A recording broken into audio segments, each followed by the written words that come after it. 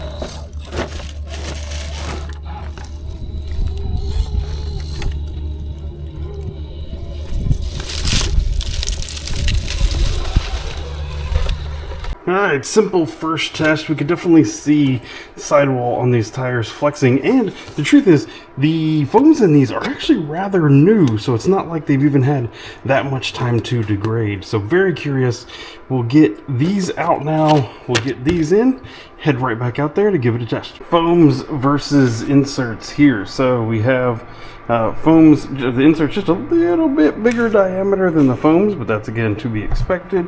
And foam's just a little bit wider. So we'll see how that goes in, how that feels. Looking at the two tires here side by side, you can see the white sticking through here. So that's the side with the insert in it.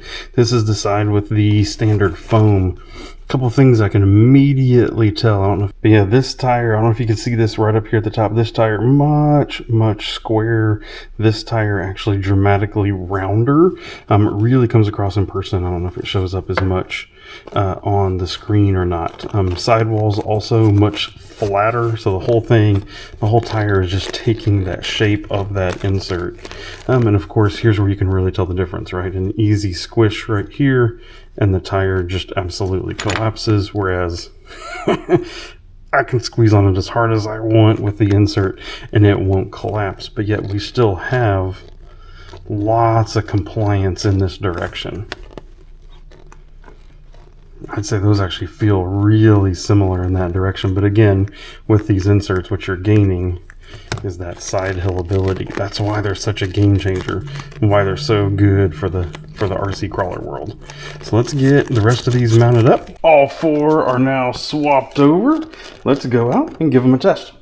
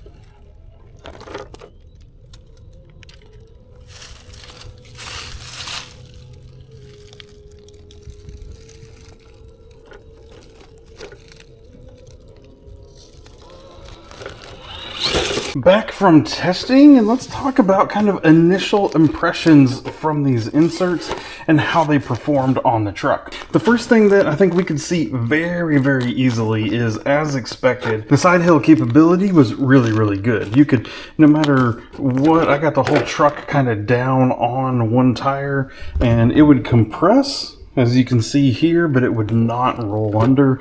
That was really nice. Gave more control in that kind of a situation. definitely more to control turning and more stability in that. Now, the one thing I will say is you can kind of even see it just as we're sitting here right now, is it does appear that for a truck as lightweight as this one is, that maybe they're not quite soft enough, that they could be just a little bit softer. I felt like I was kind of sitting on hard tires. You're not getting a lot of deformation down here. Would really kind of like them to be a little bit softer, but I don't know honestly how much of that is just that they're new and it's only like 35 degrees outside. It's kind of cold outside. So in hotter temperatures with a little bit more wear and use and kind of wearing them in, I'm betting that this might get a little bit better. The other thing is this truck right now has 0 brass on the front. We are 100% plastic fantastic at the moment. I get some extra brass on there, get some extra weight. It's probably going to be right where we want it. Stiff as it sits right now as I continue to build this truck, but not very concerned, as I expect with future changes, it will just continue to get better. So if you are interested in testing these yourself, I can provide a link down in the video description to the eBay shop where you can actually purchase these yourself and give them a shot. Like I said, I think it's something about $30 for a pair, $60 for all 4. Let me know if you have any comments or questions down in the video comments, and I'll be happy to answer them. Thank you for watching, and goodbye.